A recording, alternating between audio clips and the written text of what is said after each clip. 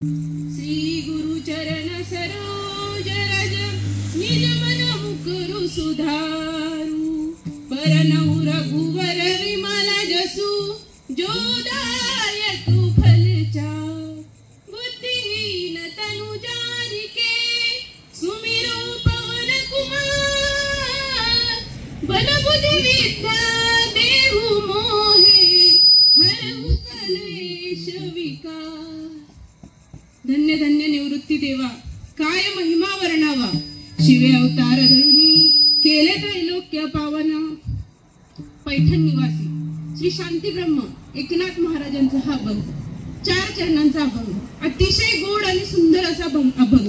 आणि या अभंगामध्ये श्री एकनाथ महाराज निवृत्तीनाथांचा महिमा गात आहेत। विठ्ठल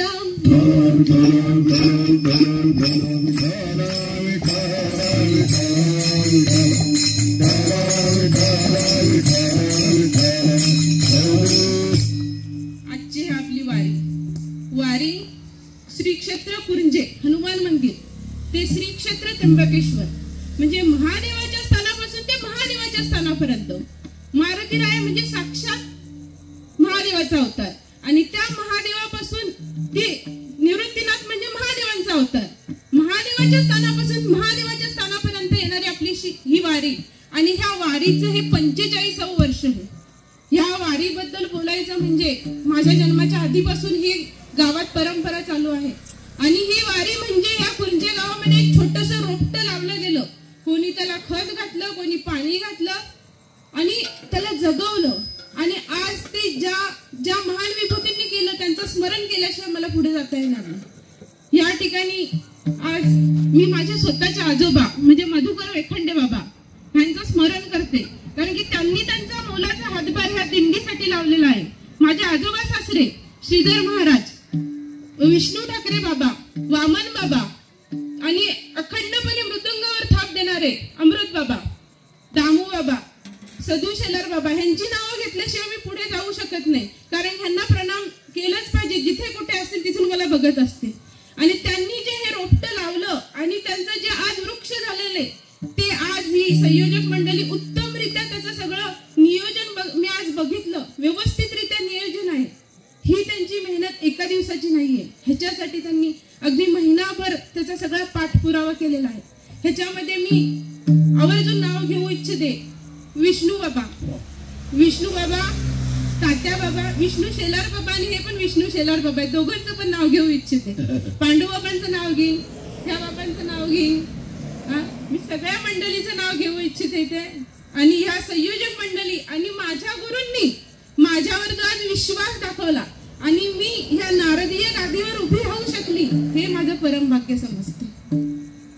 आज या ठिकाणी बोलत असताना मन भरून येतंय, काय वर्णन करू, किती वर्णन करू, कारण विषयच असा आहे। कोणाचा विषय निवडला तर निवृत्तीनाथांचा, जे महान आपल्या वारकरी संप्रदायातले महान गुरु होऊन गेले, विश्वगुरु होऊन गेले, त्यांचा विषय आज या ठिकाणी मी निवडलेला आहे। आणि माझ्या अल्पबुद्धीने मी तो सोडवण्याचा प्रयत्न करते, जे चुकलं ते माफ करून घ्या। आज या ठिकाणी निवृत्तीनाथांचा अवतार, संत अवतार घेतात, निवृत्तीनाथांचा अवतार झालेला आहे, साक्षात महादेवाने इथे अवतार घेतलेला आहे। आणि ह्या निवृत्तीनाथांनी पुरातन काळापासून जी एक परंपरा चालू होती, एक गुरु एक शिष्य, ही एक गुरु एक शिष्य म्हणजे एक गुरु एकाच शिष्याला तत्वज्ञान देत होता। परंतु महादेवाच्या मनात आलं, जर हे असंच चालू राहिलं तर संपूर्ण जगाला ज्ञान कसं मिळणार, प्रत्येक जीवाचा उद्धार कसा होणार। ह्यासाठी साक्षात महादेवाने त्या निवृत्तीनाथांच्या रूपाने अवतार घेतलेला आहे। आणि ही जी परंपरा आहे, जी एक गुरु एक शिष्याची, ती खंडित केलेली आहे आणि विशेष असा वारसा आपल्या ह्या वारकरी संप्रदायाला दिलेला आहे। आणि त्याच्यानंतर एक गुरु अनेक शिष्यांना अनुग्रह देऊ शकतो, हा वारसा आपल्या वारकरी संप्रदायात आणि ह्या जगाला दिलेला आहे। आज आपल्या वारकरी संप्रदायाचं देवस्थान देव कोण असेल तर तो पंढरपुरातला विटेवरचा पांडुरंग, तो परमात्मा आज आपल्या वारकरी संप्रदायाचा देवता आहे। पण आपल्या वारकरी संप्रदायाचे गुरु कोण आहेत? आपल्या वारकरी संप्रदायाचे गुरु म्हणजे साक्षात महादेव, आदिनाथ गुरु सिद्धांत आदिनाथ गुरु सदा सिद्धांत आदिनाथ गुरु सदा सिद्धांत आदिनाथ गुरु सदा सिद्धांत हे मच्छिंद्र दयाता मुख्य शिष्य मच्छिंद्र दयाता मच्छिंद्र दयाता मुख्य शिष्य मच्छिंद्र दयाता मच्छिंद्र दयाता मुख्य शिष्य मच्छिंद्र दयाता मच्छिंद्र दयाता मुख्य शिष्य मच्छिंद्र दयाता. आदिनाथ गुरु, आदिनाथ म्हणजे साक्षात महादेव हे आपल्या वारकरी संप्रदायाचे गुरु आहेत आणि त्यांचा मुख्य शिष्य म्हणजे कोण? मच्छिंद्रनाथ. मच्छिंद्राने बोध गोरक्षाशी केला. मच्छिंद्रनाथानंतर गोरक्ष, गोरक्ष बोलला गहिनी प्रसादे, गोरक्षनाथानंतर गहिनीनाथ आणि गहिनी प्रसादे निवृत्ती दातार.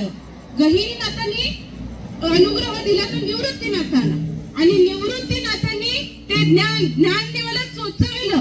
म्हणजे एखादी आई बाळाला कशी भरवते, एखादी चिमणी बाळाच्या तिच्या पिल्लाच्या चोचीत कसं भरवते ना, तसं ज्ञान ते निवृत्तीनाथांनी त्या माऊलीला ज्ञानोबांना चोचवलं.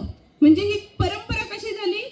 आदिनाथ गुरु म्हणजे शंकर महादेव, मग मच्छिंद्रनाथ, मग गोरक्षनाथ, त्याच्यानंतर गहिनीनाथ आणि गहिनीनाथांनी अनुग्रह दिला तर निवृत्तीनाथांना. आणि ही परंपरा जेव्हा हे सगळं देवाचं हे ठरलेलं होतं, नवनाथांनी त्यांचं कार्य पूर्ण झालं. नवनाथांनी समाधी संत अवतार घेतात, त्यांचं कार्य संपल्यावर ते समाधी घेतात. त्यांचा समाधीकडे त्यांचं प्रस्थान चालू असताना 8 नाथांनी गहिनीनाथांना आज्ञा दिली, तुम्हाला येता येणार नाही, तुमचं कार्य पूर्ण झाले नाही.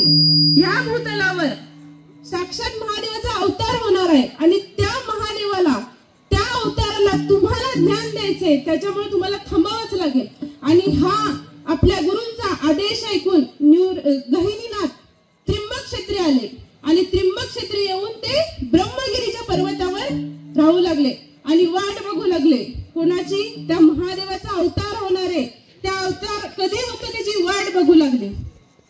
आज निवृत्तीनाथांचा अवतार होणार आहे हे देवाला आधीच माहिती आहे, त्याच्यासाठी गहिनीनाथांना इथे थांबवलंय.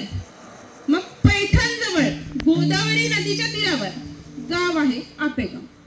त्या आपेगावामध्ये गोविंद पंत आणि मीराबाई, पोटेपुत्र नव्हतं, खूप उत्तम विद्वान असे ते पंडित, पण पोटीपुत्र नाही, पोटी अपत्य नाही, खूप दुःखी होते.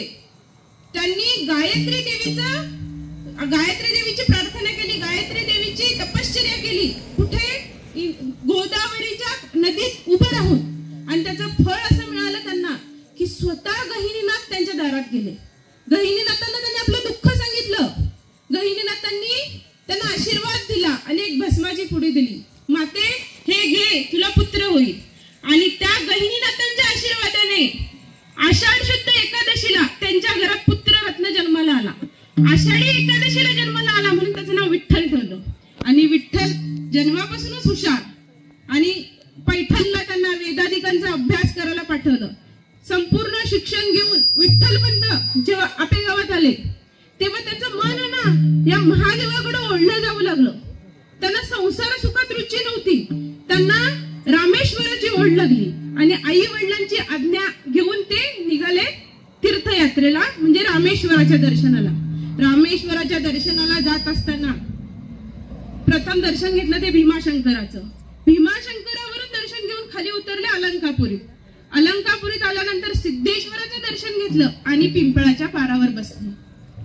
त्या अलंकापुरीतीलच एक सद्गृहस्थ सिद्धोपंत आपली मुलगी उपवर झालेली आहे, तिच्यासाठी वर शोधत होते आणि त्यांच्या नजरेस विठ्ठलपंत पडले. विठ्ठलपंतांचे आचार विचार वागणूक त्यांना आकर्षित झाले ते आणि आग्रह करून विठ्ठलपंतांना आपल्या घरी नेलो. 15 दिवस पाहुणचार केला आणि वागणं बोलणं घरची इत्तंभूत माहिती काढून घेतली आणि त्यांना वाटलं माझ्या मुलीसाठी हे योग्य स्थान आहे, इथे माझी मुलगी द्यावी. हे मागणं जेव्हा त्यांनी विठ्ठलपंतांच्या कानावर घातलं, विठ्ठलपंतांनी नकार दिला लग्नासाठी, कारण की त्यांच्या संसारात मनच नव्हतं. परंतु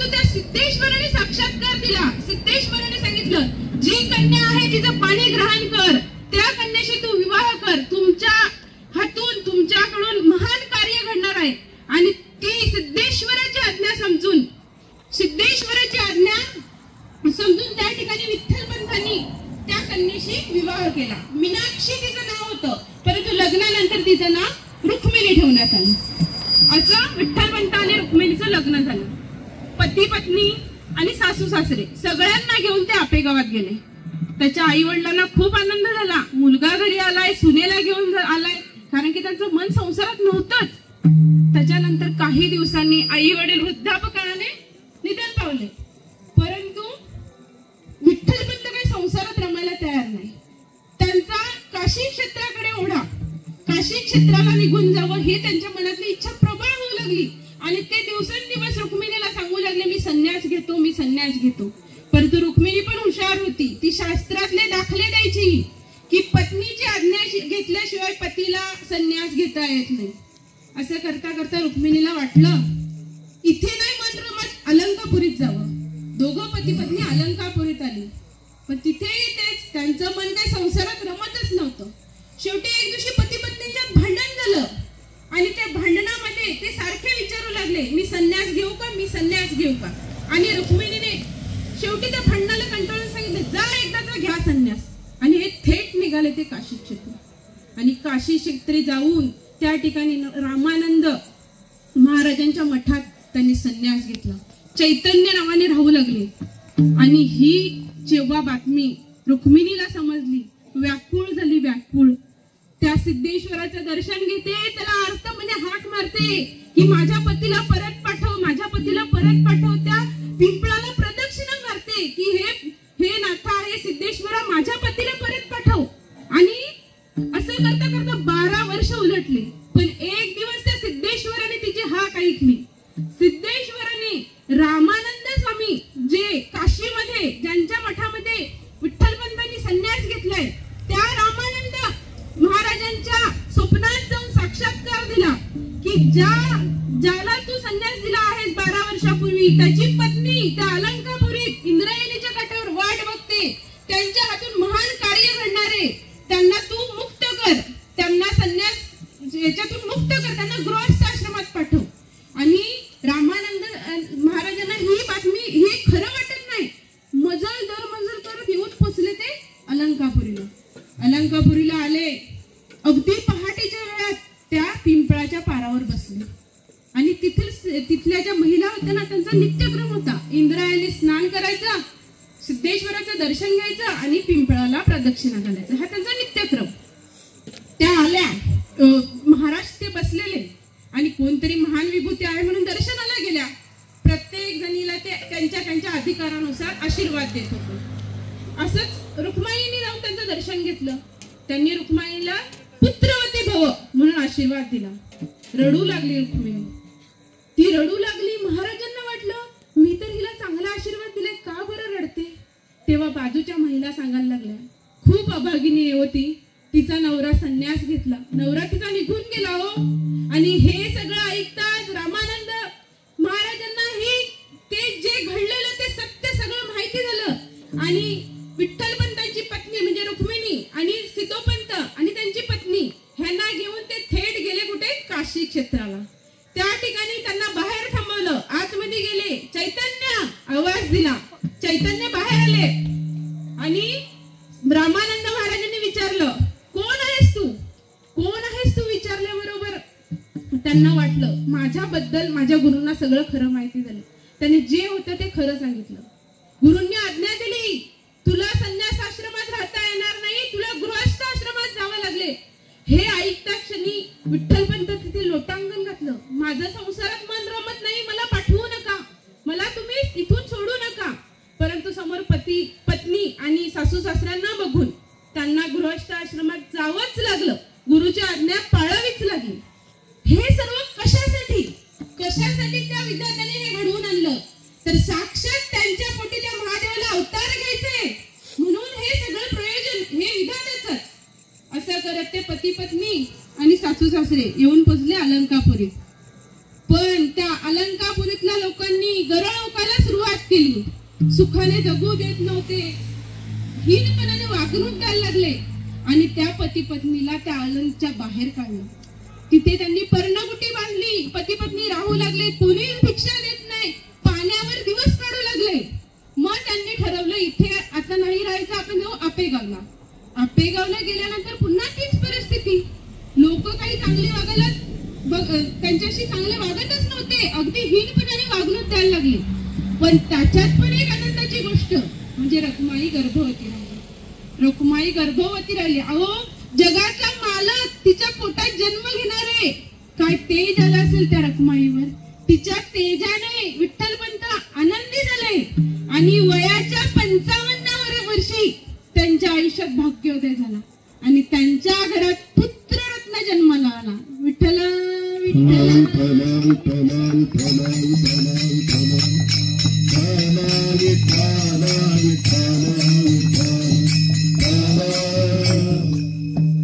त्यांच्या आयुष्यात पुत्र जन्माला आला आणि त्या पुत्राचं नाव ठेवलं निवृत्ती.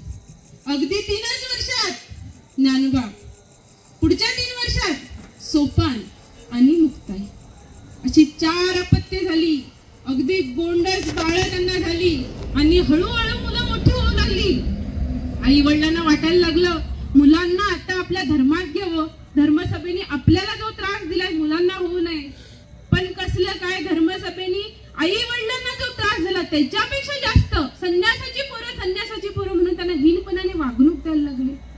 आई वडिलांना वाटलं माझ्या मुलांना ही वागणूक जी भेटते ते आमचं जे पाप आहे त्या पापाचं क्षालन व्हावं, त्या पापातून आमची मुक्तता व्हावी म्हणून त्या पती पत्नीने 4ही मुलांना घेतलं आणि ते थेट निघाले आणि येऊन पोचले ते त्र्यंबकेश्वराला. त्यांना वाटलं कुशाव्रत स्नान केल्याच्या नंतर पापाचं क्षालन होतं, ब्रह्मगिरीला प्रदक्षिणा केल्याच्या नंतर पापाचं क्षालन होतं, मग ते तरी करू म्हणजे आपल्या मुलांची मुक्तता होईल. आले त्र्यंबकेश्वर क्षेत्री, कुशाव्रत स्नान केलं, ब्रह्मगिरीला प्रदक्षिणा घातल्या, असा त्यांचा नित्यक्रम चालू झाला. आणि विठ्ठलपंतांनी मुलावर चांगले संस्कार करायला घेतले. त्यांना भगवद्गीता शिकवायला सुरुवात केली. आईने त्यांना उत्तम संस्कार दिले. आनंदात कुटुंब राहू लागलं. एका दिवशी ह्या ब्रह्मगिरीची प्रदक्षिणा करत असताना ही सगळी लेकरांना घेऊन प्रदक्षिणा करत होते आणि त्यांना वाघाच्या डरकाळीचा आवाज आला. वाघाच्या डरकाळीचा आवाज आल्याबरोबर घाबरले, कुटुंब घाबरलं. विठ्ठलपंतांनी सांगितलं लपा लपा, वाघ आलाय. विठ्ठलपंतांनी जवळ मुक्ता होती तिला पकडलं आणि लपले. रखुमाईने ज्ञानाला पकडलं, सोपानाला पकडलं, ती लपली. त्यातले त्यात निवृत्ती मोठा, निवृत्ती एकटा लपला. काही वेळानंतर त्या वाघाची पावलं लांब जाताना त्यांना समजली. वाघ इथून निघून गेलेले ही जेव्हा त्यांना खात्री पटली, विठ्ठलपंत बाहेर आले आणि सगळ्यांना आवाज देऊ लागले की वाघ गेलेला आहे, बाहेर या. रखुमाई दोघांना घेऊन आली, विठ्ठलपंत मुक्तीला घेऊन आले. पण निवृत्ती कुठे आहे, निवृत्ती कुठे? सगळे आवाज देऊ लागले. मुलं आवाज देतात निवृत्ती दादा, निवृत्ती दादा, निवृत्ती कुठे? आईने हंबरडा फोडला. अरे माझा निवृत्ती कुठे गेला? आईचा जीव तो व्याकुळ झाली ती आई आणि सगळीकडे शोधलं पण त्या आईला निवृत्ती कुठेच भेटला नाही. हताश झाली आणि पुन्हा जाऊन पोचले ते त्र्यंबकेश्वर. विठ्ठल विठ्ठल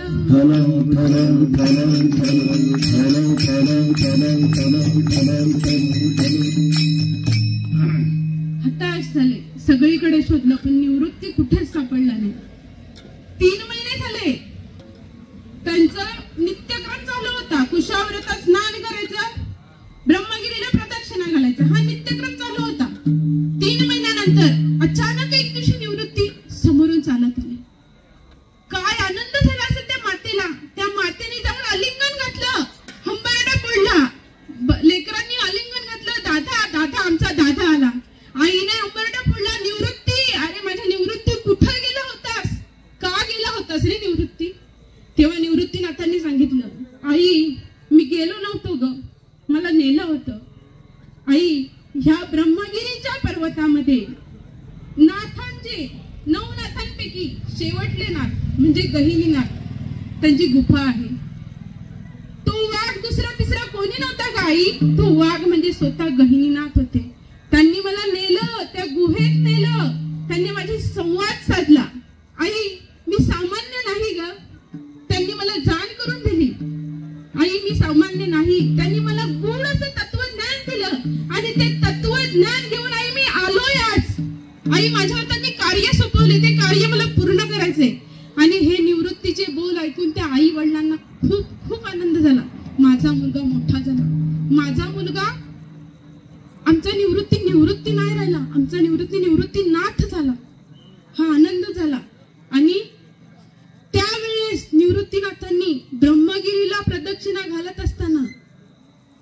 जागा बघून ठेवली, स्थान निश्चित करून ठेवलं. त्या गंगाद्वार आहे ना, त्या गंगाद्वाराच्या पायथ्याशी वयाच्या 11व्या वर्षी स्थान निश्चित करून ठेवलं की हे परमात्म्या इथेच येईल मी, हेच माझं स्थान. हे स्थान त्यांनी निश्चित करून ठेवलं. आणि त्याच्यानंतर त्यांना वाटलं की आता तरी आपल्या पापाचं क्षालन झालेलं आहे, आता तरी आपल्या मुलांना धर्मात घेतील. म्हणून पती पत्नी मुलांना घेऊन अलंकापुरीत गेले. अलंकापुरीत गेल्याच्या नंतर विठ्ठलपंत धर्मसभेकडे गेले. धर्मसभेकडे मागणी केली, माझ्या मुलांना धर्मात घ्या, माझ्या मुलांना शुद्धीपत्र द्या. पण धर्मसभेने नकार दिला. विठ्ठलपंतांनी आणि रुक्माईने त्यांना विनवण्या केल्या की काय प्रायश्चित्त असेल तर आम्हाला द्या, पण आमच्या मुलांना तुम्ही धर्मात घ्या. धर्मसभेने त्यांना प्रायश्चित्त दिलं. काय प्रायश्चित्त दिलं? देहांत दंड. देहांत दंड ऐकल्याबरोबर त्यांच्या समोर लहान लहान लहान लेकरं आली. आपण देहांत दंड आपलं घेतल्याच्या नंतर त्या लेकरांचं काय होणार? परत त्या पती पत्नीने विचार केला की जर देहांत प्रायश्चित्त घेतल्याच्या नंतर,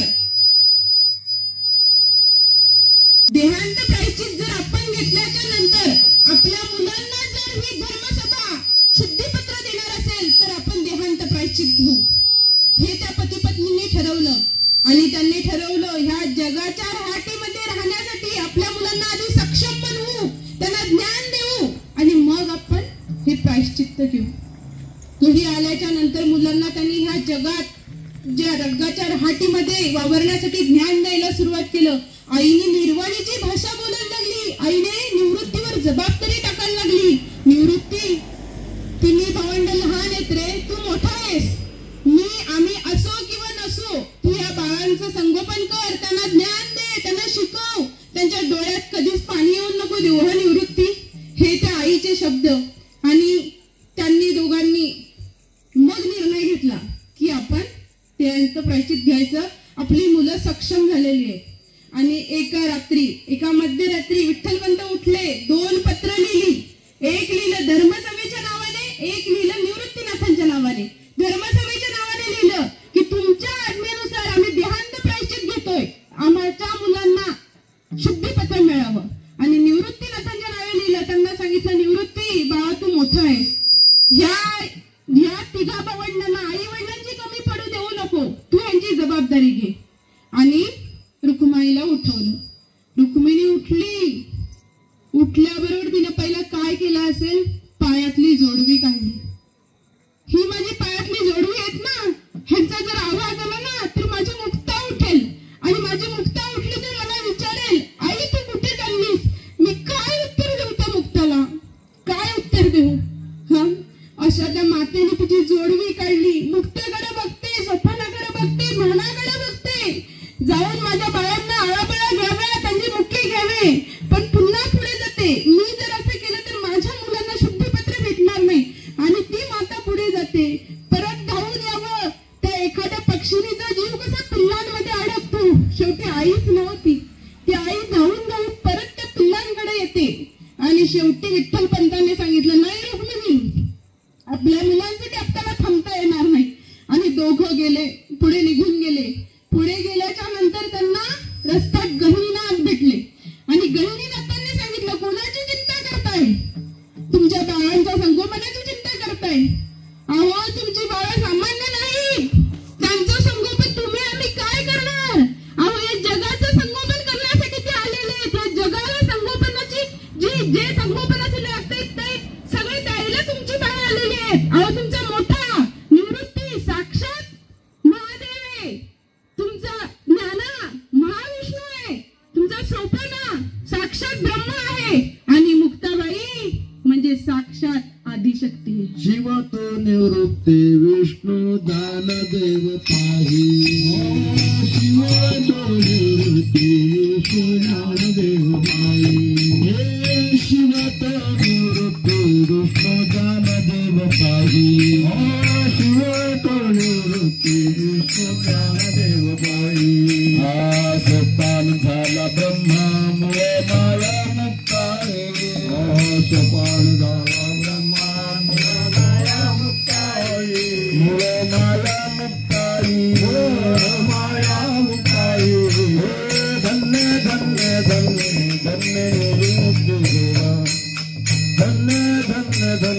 धन्य निवृत्ती राया धन्य धन्य धन्य धन्य निवृत्ती राया धन्य धन्य धन्य धन्य निवृत्ती राया.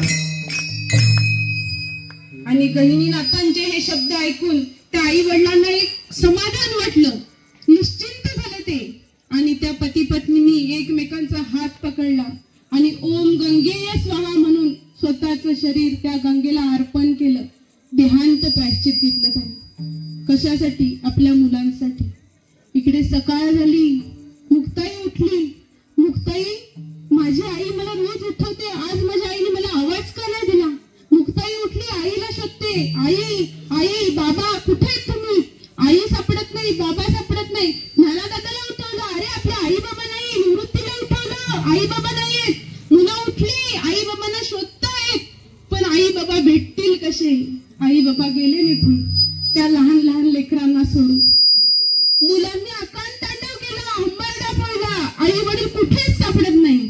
आणि त्यावेळेस माझ्या निवृत्तीने मोठ्या भावाचं कर्तव्य पार पडलं. खंबीर झाला, आईचे शब्द आठवले, निवृत्ती मी नसताना यांचा सांभाळ कर, ह्यांच्या डोळ्यात पाणी येऊ देऊ नको. आणि निवृत्ती खंबीर झाला. तिन्ही मुलांना जवळ घेतलं, त्यांना शांत केलं आणि त्यांना आईची जी माया असते काय ते समजावून सांगितलं आणि त्यांना शांत केलं. एक दिवशी निवृत्तीनाथ ध्यानाला बसलेले होते. साक्षात आई वडिलांनी जो देहांत प्रायश्चित घेतला तो क्षण, त्यांनी गंगेत जे स्वतःचं शरीर अर्पण केलं होते, त्यांना साक्षात तो क्षण दिसला. ध्यानाला बसलेले तिथून ते दचकले आणि समोर गहिनीनाथ होते. गहिनीनाथांनी सांगितलं, जे पाहिलंस ते सत्य आहे, त्याचा स्वीकार कर आणि पुढच्या तुझ्या कार्याला सुरुवात कर. आणि ती गहिनीनाथांची आज्ञाचं पालन करून त्यांनी पुढच्या कार्याला म्हणजे परमार्थाच्या कार्याला सुरुवात केली. पुढे त्यांना शुद्धीपत्र मिळालं आणि त्यांनी आपल्या तिन्ही भावंडांना अनुग्रह दिला. तिन्ही भावंडांना शिक्षण दिलं, या जगाच्या रहाटीत कसं वागलं पाहिजे, कसं जगलं पाहिजे याचं शिक्षण दिलं. आणि पुढचा प्रवास चालू झाला, ह्या परमार्थाचा प्रवास चालू झाला.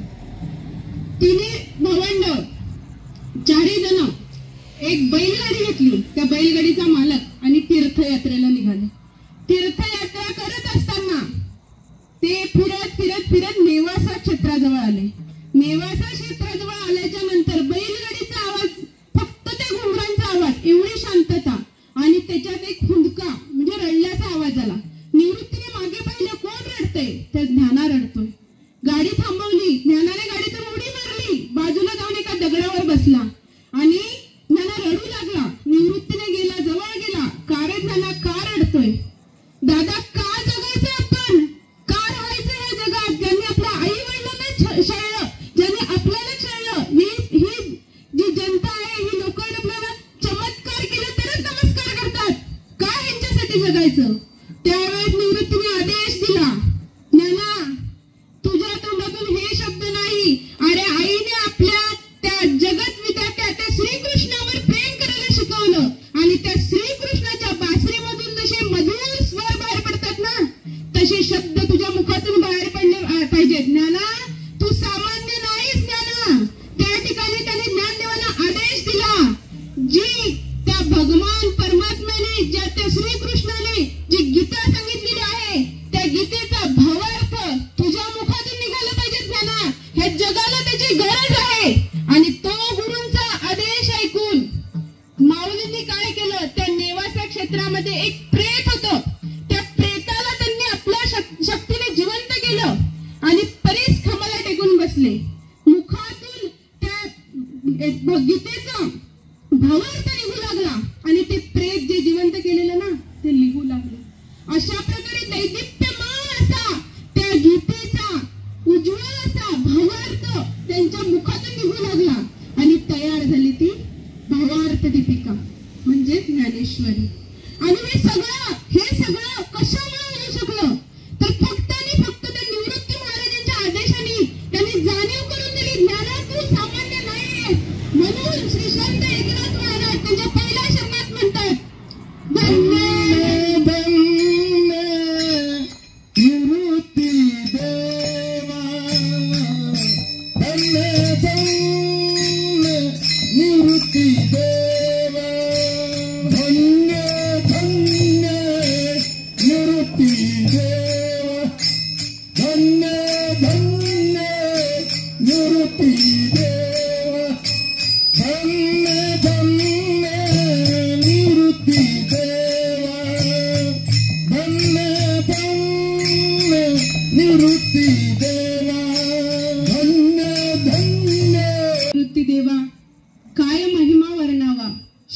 अवतार धरुणी केले त्रैलोक्य पावन. साक्षात त्या निवृत्तीनाथांच्या रूपाने महादेवाने या भूतलावर येऊन महादेवाने ह्या जड जीवांचा उद्धार केलेला आहे. या जे जीवनाचं सार आहे, जे आपल्या जीवनाचं सार आहे ना, ती ज्ञानेश्वरी आहे. जे कोणी ज्ञानेश्वरीचं वाचन पठन करेल ना, त्याच्या जीवनातल्या समस्या दूर होतील आणि त्याला जीवनाचा खरा मार्ग सापडेल. आणि हे साक्षात महादेवाने ह्या भूतलावर येऊन त्या ज्ञानोबा माऊलींना आज्ञा दिली. म्हणजे ह्या ठिकाणी येऊन त्यांनी त्या जड जीवांचा उद्धार केलाय. त्यांनी स्वतः शिवाचा अवतार धरून ते या ठिकाणी आलेले आहेत. आपल्याकडून आणि आपल्या भावंडाकडून ह्या जगाचा उद्धार करण्यासाठी जे साहित्य पाहिजे ते साहित्य त्यांनी तयार केलंय. धर्माचा प्रसार केलाय आणि ही भूमी हे त्रैलोक्य त्यांनी पावन केलंय. म्हणून संत एकनाथ महाराज त्यांच्या दुसऱ्या चरणात म्हणतात, शिवावतार धरणा, शिवावतार धरणा, शिवावतार धरणा, शिवावतार धरणा, शिवावतार धरणा, शिवावतार धरणा, शिवावतार धरणा,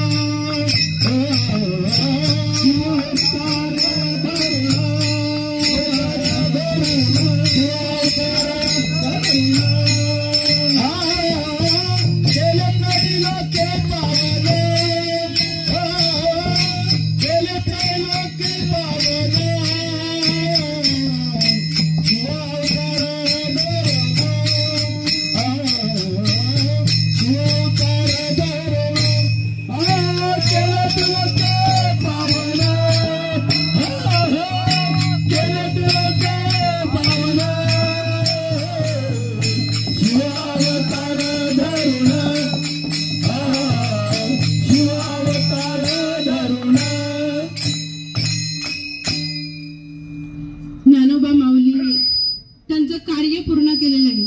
त्यांचं कार्य ज्ञानेश्वरी लिहिली, अमृतानुभव लिहिले, चांगदेव 65 लिहिली. या जगाला ज्या मूळ तत्वाची गरज आहे ते त्यांनी तत्व दिले आणि संत अवतार घेतात. अवतार कार्य त्यांचं कार्य पूर्ण झाल्याच्या नंतर ते समाधी घेतात. त्याप्रमाणे माऊलींनी निवृत्तीनाथांकडे आज्ञा मागितलेली, दादा मला आज्ञा द्यावी, माझं कार्य पूर्ण झालेले, दादा मला समाधीची आज्ञा द्यावी. आणि ही आज्ञा त्यांनी निवृत्तीनाथांकडे मागतायत. आणि त्या परमेश्वराने पांडुरंगाने चांगदेवांच्या मार्फत निरोप पाठवलाय, माझ्या भेटीला या. मग सगळे भावंड निघाली, कार्तिक महिन्यात निघाली पंढरपुराला. आणि ही जी वारीची परंपरा आहे ना, ही वारीची परंपरा तिथे चालू झाली. ज्ञानदेवी रचिला पाया तुका झालासी कळस, ही जी वारीची परंपरा त्यावेळेस या भावंडांनी चालू केली. आणि ते गेले पंढरीच्या वारीला. पंढरपुरात गेल्याच्या नंतर चंद्रभागेत स्नान केलं, पुंडलिकाचं दर्शन घेतलं, गरुड हनुमंताचं दर्शन घेतलं आणि समोर जाऊन मंदिराच्या उभे राहिले. मंदिराच्या समोर उभे राहिले आणि त्या विठ्ठल परमात्म्याचं रूप डोळ्यासमोर पाहिलं. आणि ज्ञानोबा माऊली त्या मुक्ताईला काय सांगतात, रूप पाहता लोचनी सुख झाले साजरी, रूप पाहता लोचनी, रूप पाहता लोचनी, रूप पाहता लोचनी, रूप पाहता लोचनी, रूप पाहता लोचनी, रूप पाहता सुख झाले साजनी, सुख झाले साजनी, साजनी तो हा विठ्ठल बरवा, तो हा विठ्ठल बरवा, बरवा तो हा विठ्ठल बरवा, बरवा तो हा माधव बरवा. सुख झाले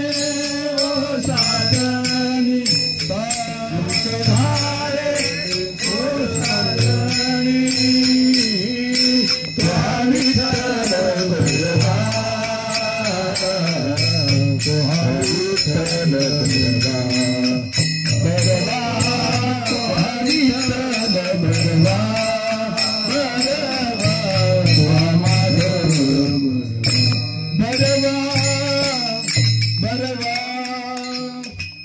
ते पांडुरंग परमात्म्याचं रूप पाहून त्यांचे लोचन सुखावलेत, ते समाधानी झालेले.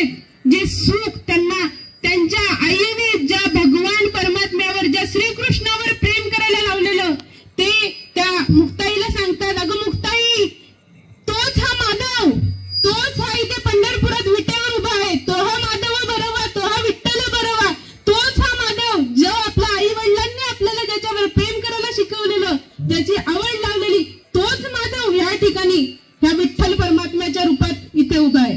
आणि त्या ज्ञानोबा माऊलींनी जाऊन देवाला आलिंगन घातलं आणि देवाकडे मागणी केली, देवा मला आज्ञा द्यावी, माझं कार्य संपलेलं आहे, देवा मला आज्ञा द्यावी. आणि त्या भगवान परमात्म्याने, त्या विटेवरच्या पांडुरंगाने माऊलीला आज्ञा दिली आणि माझ्या स्वतःच्या हस्ते समाधी मी तुला देईन हे सांगून सगळ्या संत मंडळींना आमंत्रण केलं. कुठे? अलंकापुरीसाठी. आणि वद्य कार्तिक एकादशीला सगळी संत मंडळी, स्वतः रुक्माई, विठ्ठल त्या अलंकापुरीत आले. त्या वद्य कार्तिक एकादशीच्या दिवशी माऊलींनी इंद्रायणीचं स्नान केलं, नगर प्रदक्षिणा केली. दुसऱ्या दिवशी रखुमाईनी स्वतःच्या हाताने पुरणपोळीचं जेवण बनवलं आणि माऊलींनी उपवास सोडला. माऊलींनी कीर्तन केलं आणि त्या वेळेपासून माऊली मौन व्रतात गेले. वद्य कार्तिक त्रयोदशीचा दिवस उजाडला. समाधीची जागा, सिद्धेश्वराचं जे मंदिर आहे त्याच्या समोर जो नंदी आहे त्याच्या पायरीच्या खाली समाधीची जागा ठरलेली. आणि त्या समाधीच्या प्रसंगी सगळी अलंकापुरी दुमदुमली, एवढी भक्त लोकांची गर्दी झाली. आणि आतमध्ये स्वतः विठ्ठलाने आणि एका हातात निवृत्तीने धरिले दोन्ही कर, देव नित्यानी धरिले दोन्ही कर, देव नित्यानी धरले दोन्ही कर, देव नित्यानी धरले दोन्ही कर. जात ज्ञानेश्वर पैसावया, जात ज्ञानेश्वर पैसावया, देव नित्यानी धरिले दोन्ही कर, देव नित्यानी धरिले दोन्ही कर. जात ज्ञानेश्वर पैसावया, जात ज्ञानेश्वर पैसावया, देव नित्यानी धरिले दोन्ही कर, देव नित्यानी धरिले दोन्ही कर, धरिले दोन्ही कर. स्वतः त्या परमात्म्याने आणि एका बाजूने निवृत्तीनाथांनी त्यांना आतमध्ये नेले. माऊलींनी हातात ज्ञानेश्वरी घेतली आणि आसनस्थ झाले. माऊलींचा समाधी संजीवन सोहळा पार पडला आणि त्या ठिकाणी संत नामदेव महाराज स्वतः उपस्थित होते. त्यांनी हा सगळा सोहळा हेची देही हेची डोळा पाहिला आणि त्यांनी आपल्या अभंगात वर्णन करून ठेवलेलं आहे. आणि त्यावेळेस अशी परिस्थिती होती की स्वतः विठ्ठलाचा, स्वतः त्या गोपाळाचा पाय तिथून बाहेर येत नव्हता. निवृत्तीने तिथे खंबीरपणा दाखवला. निवृत्तीने स्वतःने त्या गोपाळाला बाहेर आणलं. निवृत्तीने बाहेर आणले गोपाळाला, निवृत्तीने बाहेर आणले गोपाळाला, निवृत्तीने बाहेर आणले गोपाळा, निवृत्तीने बाहेर आणले गोपाळा. घातलिया शिला समाधीसी, घातलिया शिला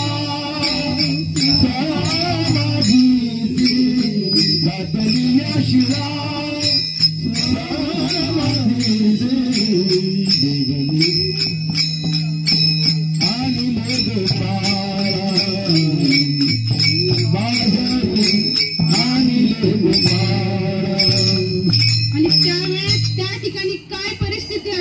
ती शब्दात वर्णन करू शकत नाही. सोपान मुक्ताबाई त्यांनी तर आपलं अंग सोडून दिले. माझा ज्ञानादादा मला सोडून गेलाय आणि निवृत्तीने त्यांना बाहेर आणलंय. त्या स्वतः विठ्ठल परमात्म्याला बाहेर आणलंय. मुलं इकडे रडतायत, निवृत्तीने सगळ्यांना सांभाळतोय. इकडे सोपान आणि मुक्ताईने अंग टाकून दिलेत. आणि त्यावेळेस ते सगळ्यांची परिस्थिती बघून शेवटी निवृत्तीला त्यांचा पण तो लहान भाऊच होता. स्वतः कोसळले म्हणून महाराज म्हणती धरा निवृत्तीशी सोपान मुक्ताबाई सांडिती शरीरा. सोपान मुक्ताबाई सांडिती शरीरा. आणि ही तिथं परिस्थिती स्वतः विठ्ठल परमात्मा रडतोय आणि ती रखुमाई जाऊन विचारते त्यांचा भाऊ गेलात म्हणून ते रडते, तुम्ही का रडताय? त्यावेळेस तो विठ्ठल परमात्मा काय म्हणाला, अगं रुक्मिणी, माझा आणि त्याचा आत्मा एकच आहे, तो आणि मी वेगळा नाही रुक्मिणी. आणि हे ऐकता असते रुक्मिणीने सुद्धा तिथे रडायला सुरुवात केली. आणि माऊलींचा समाधी संजीवन सोहळा पूर्ण झाला. त्यावेळेस निवृत्तीनाथांनी ठरवलं आता इथे राहायचं नाही, इथून प्रस्थान करायचं. तिथून प्रस्थान झालं, सगळी मंडळी निघाली आणि 2 महिन्यातच, पुढच्या 2च महिन्यात सासवड स्थानावर पोहोचली. सासवड स्थानावर गेल्याच्या नंतर सोपान काकांनी थांबायचा निर्णय घेतला. मीरा नदीच्या काठावर सोपान काकांनी समाधी घेतली.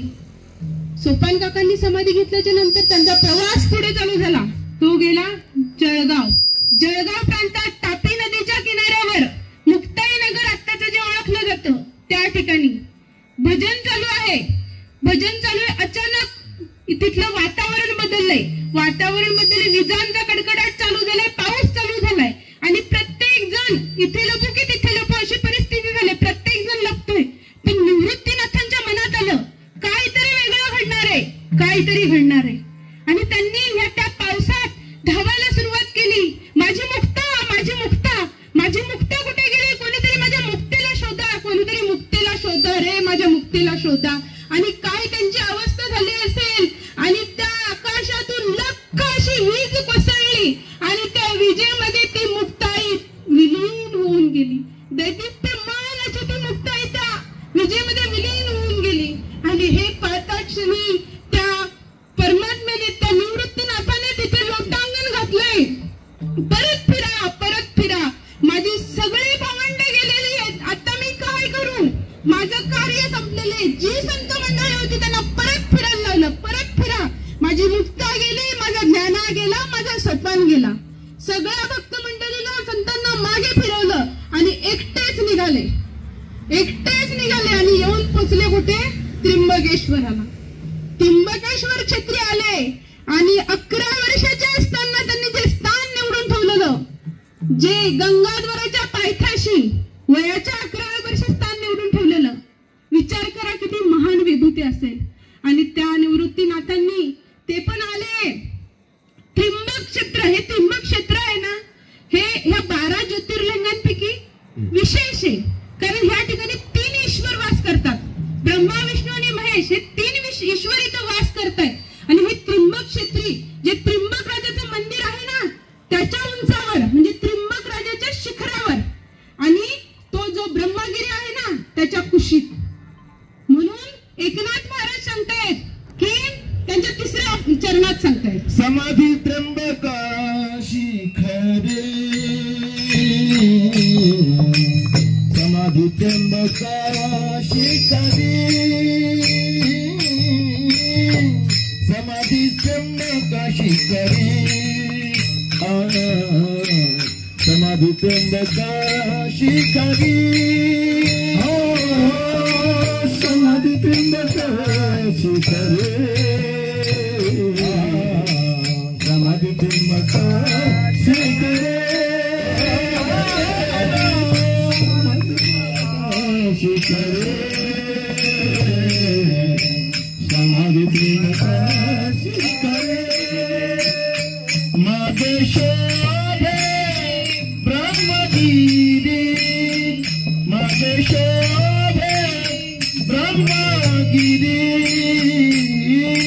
शिवे अवतारा भगवान अवतार धरण शिव अवतार धरण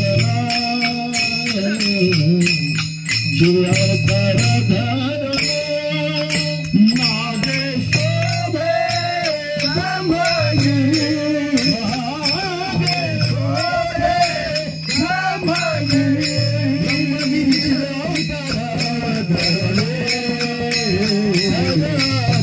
शिव अवतार शिव अवतार शिव अवतार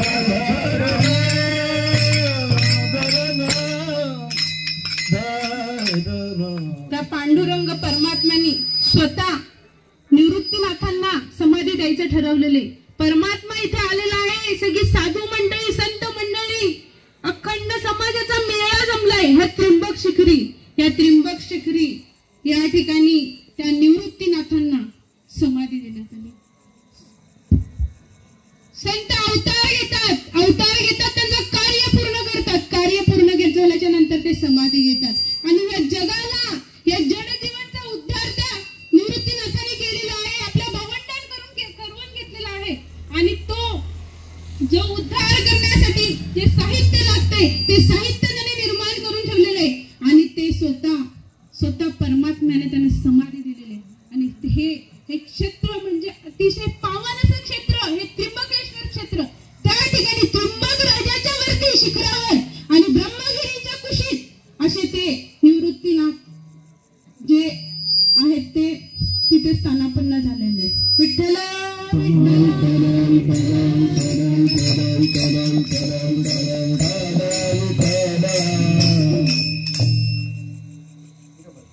विठोबर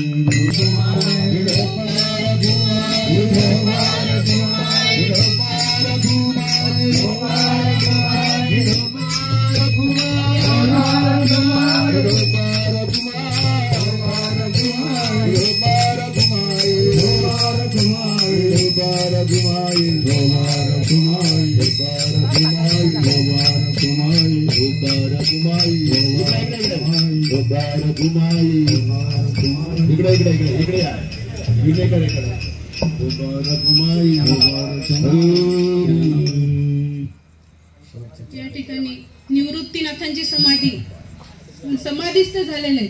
आणि हा संपूर्ण जो महिमा आहे तो महिमा आज स्वतःने शिवाचा अवतार घेऊन ह्या जगाचा उद्धार केला, ह्या जडजीवांना पावन केले, हे त्रैलोक्य पावन केले.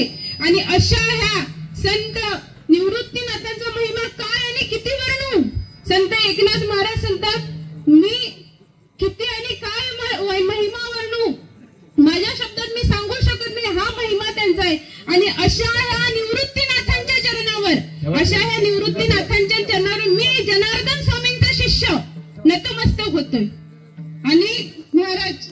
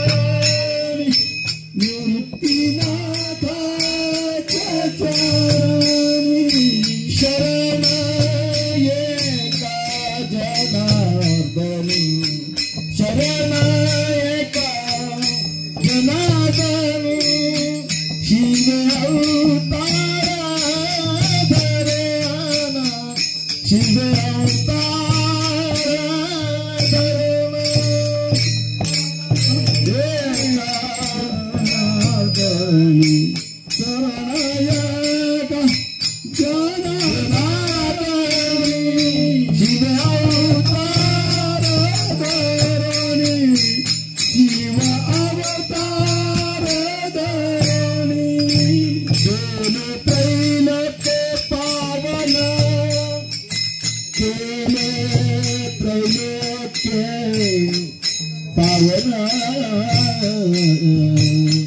केले त्रैलोक्य पावन केले त्रैलोक्य पावन केले त्रैलोक्य पावन केले त्रैलोक्य पावन केले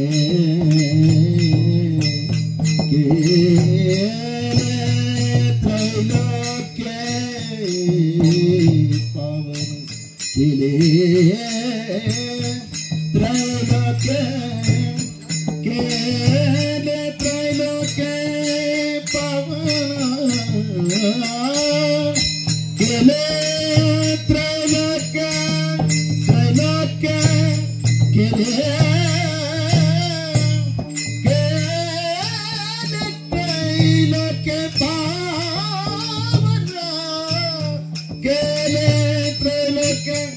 केले त्रैलोक्य पावन केले त्रैलोक्य पावन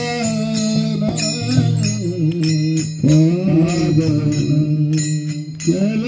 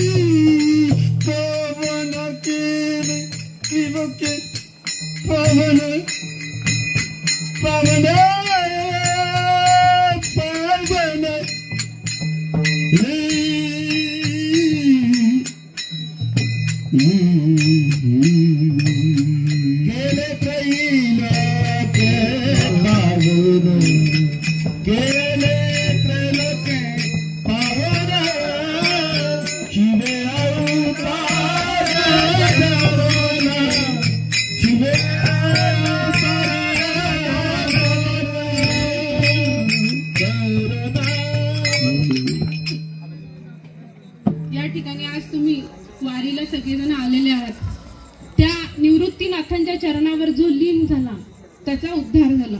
आज तुम्ही सर्व पायी चालत आलेले आहात. तुम्ही सर्व आज निवृत्तीनाथांना लीन झालेले आहात. सगळ्यांच्या आयुष्याचं कल्याण, सगळ्यांच्या जीवाचं जे सार्थक आहे ते करण्याचं काम निवृत्तीनाथ करणार आहेत. आणि या वारीत येण्याचं प्रयोजन, वारी कशासाठी करावी तर जास्तीत जास्त आपल्या मुखातून हरिनामाचा उच्चार व्हावा. आणि हरिनामाचा उच्चार केल्याने काय होते? हरी हरी हरी मंत्र हा शिवाचा, म्हणतीचे वाचा तया मोक्ष. म्हणजे आपल्या जीवनाचा मोक्ष व्हावा, आपल्या जीवनाचं सार्थक व्हावं, यासाठी आज आपण सगळे ह्या ठिकाणी वारीला आलेला आहात. आणि आज या ठिकाणी मला ही दोन शब्द म्हणजे ही कीर्तन करण्याची जी सेवा दिली तर मी मनापासून आभार मानते ते बडे महाराजांचे. आज त्यांची कीर्तन सेवा होती पण त्यांनी या ठिकाणी मला ही संधी दिली. आणि आज या ठिकाणी ज्या जागेवर आपण इथे आहात ती जागा म्हणजे शंकराचारी.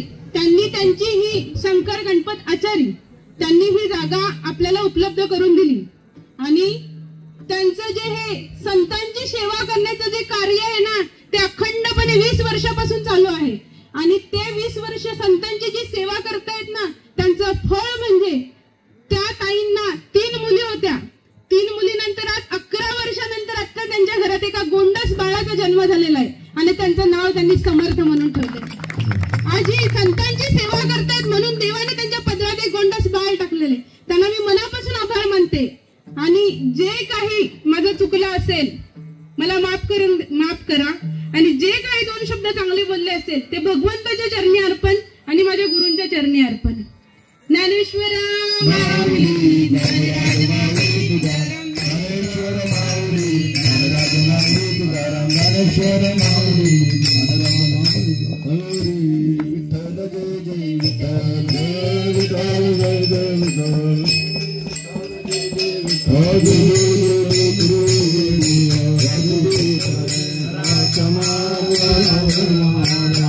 तुका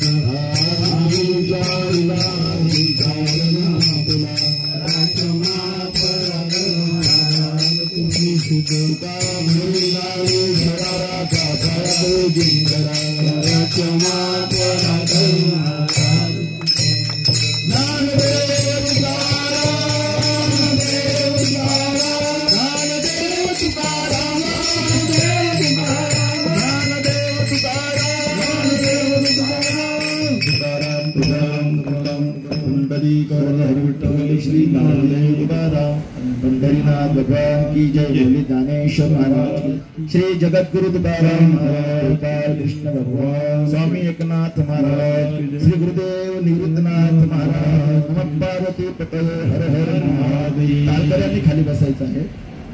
आत्ताच आपल्या समोर खरं तर ही आपली कुर्जे आहेत त्र्यंबकेश्वर, आणि गोड अशी मधुर, तिचं नावही माधू आहे, अशा वाणीने तिने या ठिकाणी तुम्हा आम्हाला सर्वांना मंत्रमुग्ध करून टाकले। खर तर अतिशय उच्च दर्जाचं कीर्तन या ठिकाणी झाल्याचा आभास मला झाला। जी आशा नव्हती त्या आशा या ठिकाणी आम्हाला ती आशा प्राप्त झाली। अतिशय सुंदर कीर्तन, मी तिच्यासाठी सर्वांनी टाळ्या वाजवा। खरं तर कुर्जे गावातून एक प्रकारचा असं कीर्तनकार महाराज या ठिकाणी तयार झालाय। दुसरा समोर अशोक महाराज आहे आणि आता माधव आहे। मी त्यांच्या सर्व परिवाराला, आई वडिलांना, सासू सासऱ्यांना, तिच्या पतीला, कारण हे कार्य करण्याचे सहाय्यता त्यांच्याकडून होत असते। जर सहाय्यता झाली नाही तर त्यांना आपल्याला ते कार्य करताच येत नाही। अतिशय उत्कृष्ट, पुन्हा पुन्हा ऐकावं असं ते कीर्तन आहे। असो, वेळेच्या अभावी तिला या ठिकाणी सूचना करण्यात आली तरी सुद्धा, आणि वेळेच्या पेक्षा रोजच्या प्रमाणे अर्धा तासही जास्त जरी झाला तरी अजूनही अर्धा एक तास झाला असतं तरी ते कीर्तन आणि ते योग्यच होतं असं। ठीक आहे, सर्वांच्याकडून तुझं या ठिकाणी कौतुक मी करतो। सर्व वारकऱ्यांच्याकडून तुला आशीर्वाद मिळालेलाच आहे। तो जेव्हा आपण सत्कार्यामध्ये पाय टाकतो का, नंतर मला पुण्य होईल असं नाही, तेव्हाच पुण्य होऊन गेलं ते, आणि ती प्राप्ती तेव्हाच होते जेव्हा काहीतरी सत्कार्य आमच्याकडून घडतं, आणि ते सत्कार्य खरं तर आम्हाला परमात्मा प्राप्ती करून देणार आहे। हो, जीवनाचं कल्याण ज्या गोष्टीमध्ये आहे तो नरदेह आम्हाला प्राप्त होऊन, आणि त्या नरदेहाद्वारे आम्ही त्याची प्राप्ती करून घेणार आहोत।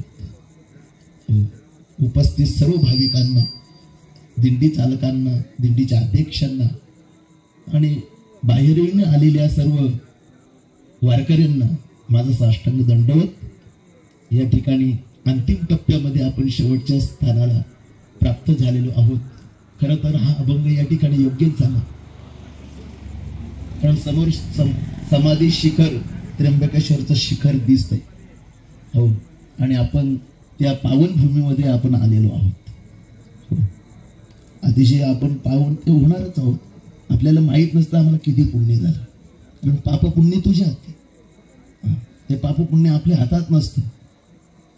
या ठिकाणी मला काही अनेक बोलण्याचा एक, म्हणजे मी जास्त कधी बोलत नसतो, कार्यक्रम उरकायच्या मागे असतात, तरी सुद्धा या ठिकाणी बडेरावांनी, आमचे महाराज बडेराव यांचं जे या ठिकाणी कीर्तन होतं, आणि बडेरावांनी मोठं मन करून, खरं तर मोठी माणसं तीच असतात, कधी कमीपणा घेतात। खरं तर मोठा तो नसतोच जो मोठ्याने वागतो, तो खरं तर जो लहान होतो तोच मोठा असतो। असो, या ठिकाणी ही सेवा संपलेली आहे। आता आपलं सुग्रास भोजन दरवर्षीप्रमाणे या कुटुंबाने आम्हाला दिलेलं आहे, आणि त्याचा महाप्रसाद आपल्याला प्राप्त झालाय। ताई, आम्हाला या ठिकाणी तुमच्या या पुत्रप्राप्तीबद्दल अतिव आनंद झालेला आहे, अतिव आनंद झालेले। पुन्हा एकदा या गोष्टीसाठी आम्ही टाळ्या वाजवाव्यात आणि त्यांना भरभरून आशीर्वाद द्यावे।